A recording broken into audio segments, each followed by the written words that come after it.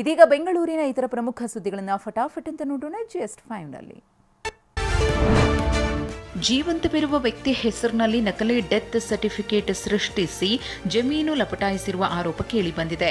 ಬೆಂಗಳೂರು ಪೂರ್ವ ತಾಲೂಕಿನ ಚೀಮಸಂದ್ರ ಗ್ರಾಮದ ನಿವಾಸಿ ಮುನಿಯಪ್ಪ HALನಲ್ಲಿ ಕೆಲಸ ಮಾಡುತ್ತಿದ್ದಾಗ ಜಮೀನು ಖರೀದಿಸಿದ್ರು. ಆದರೆ ಈ ಮುನಿಯಪ್ಪ 50 ವರ್ಷಗಳ ಹಿಂದೆ ವ್ಯಕ್ತಿ ಸತ್ತಿದ್ದಾನೆಂದು ಡೆತ್ ಸರ್ಟಿಫಿಕೇಟ್ ಸೃಷ್ಟಿಸಿ ನಾಗೇಶ್ ಎಂಬಾತ ನರೇಂದ್ರನಿಗೆ ಭೂಮಿ ಮಾರಿದ್ದಾನೆ. ಸದ್ಯ 21 ಜನರ ವಿರುದ್ಧ ಆವಲಹಳ್ಳಿ ಠಾಣೆಯಲ್ಲಿ ಕೇಸ್ ದಾಖಲಾಗಿದೆ. ಸೈಟ್ ಕೊಡಿಸ್ತೀನಿ ಅಂತ ಹಣ ಪಡೆದು notorious rowdy sheeter Bettanagere Shankara ಬೆದರಿಕೆ ಹಾಕಿರುವ ಆರೋಪ ಕೇಳಿಬಂದಿದೆ. ಸೈಟ್ ಕೊಡಿಸ್ತೀನಿ ಅಂತ ಪರಿಚಯಸ್ಥ ಯತೀಶ್ ಎಂಬುವವರ ಬಳಿ ಬೆತ್ತನಗೆರೆ ಶಂಕರ್ 15 ಲಕ್ಷ ಹಣ ಪಡೆದಿದ್ದ. ಆದರೆ ಹಣ ಪಡೆದು ವರ್ಷವಾದರೂ ಸೈಟ್ ಕೊಡದೆ ವಂಚಿಸಿದ್ದಾನೆ. ಈ ಬಗ್ಗೆ ಶಂಕರನ ತಾಯಿಗೆ ತಿಳಿಸಿದ್ರೆ ಕಾರು ಗುದ್ದಿಸಿ ಸಾಯಿಸುವುದಾಗಿ ಬೆದರಿಕೆ ಹಾಕಿದ್ದಾನಂತೆ.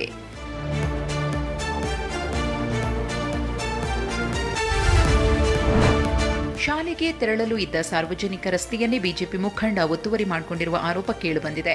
ಬನ್ನೇರು ಘಟ್ಟದ ಬೇಗೇಹಳ್ಳಿಯ ಬಿಜೆಪಿ ಮುಖಂಡ ಚೌಡಪ್ಪ ವಿರುದ್ಧ ಗೂಂಡಾಗಿರಿಯ ಆರೋಪ ಕೇಳಿಬಂದಿದೆ. ಸರ್ವೆ ಮಾಡಿ ಒತ್ತುವರಿ ತೆರವುಗೊಳಿಸುವಂತೆ ಹೈಕೋರ್ಟ್ ಆದೇಶ ಮಾಡಿದ್ರೂ ಅಧಿಕಾರಿಗಳು ಮಾತ್ರ ಸೈಲೆಂಟ್ ಆಗಿದ್ದಾರೆ. ಇದರಿಂದ ಶಾಲೆಗೆ ದಾರಿ ಇಲ್ಲದೆ 200ಕ್ಕೂ ಅಧಿಕ ಮಕ್ಕಳ ಭವಿಷ್ಯ ಅತಂತ್ರವಾಗಿದೆ. ನಗರದ ಪ್ರಮುಖ ರಸ್ತೆಗಳಲ್ಲಿ ಒಂದಾಗಿರುವ ಪ್ಯಾಲೇಸ್ ರಸ್ತೆಯಲ್ಲಿ ಗುಂಡಿಗಳ ದರ್ಬಾರ್ ಬಯಲಾಗಿದೆ. ಗುಟ್ಟಹಳ್ಳಿ ಕಡೆಯಿಂದ ಪ್ಯಾಲೇಸ್ ರಸ್ತೆಗೆ ಸಂಪರ್ಕ ನೀಡುವ ರಸ್ತೆ ಸಂಪೂರ್ಣ ಹದಗೆಟ್ಟಿದೆ. ಗುಂಡಿ ಬಿದ್ದ ರಸ್ತೆಗಳಲ್ಲಿ ಸವಾರರು ಪರದಾಡ್ತಾ ಟ್ರಾಫಿಕ್ ಕಿರಿಕಿರಿಗೆ ಹೈರಾಣಾಗ್ತಿದ್ದಾರೆ. ಓಡಾಡೋಕ್ಕೆಲ್ಲ ತೊಂದರೆ ಆಗಿದೆ. 3 ತಿಂಗಳಿಂದ ಇದೇ ಥರ ಇದೆ.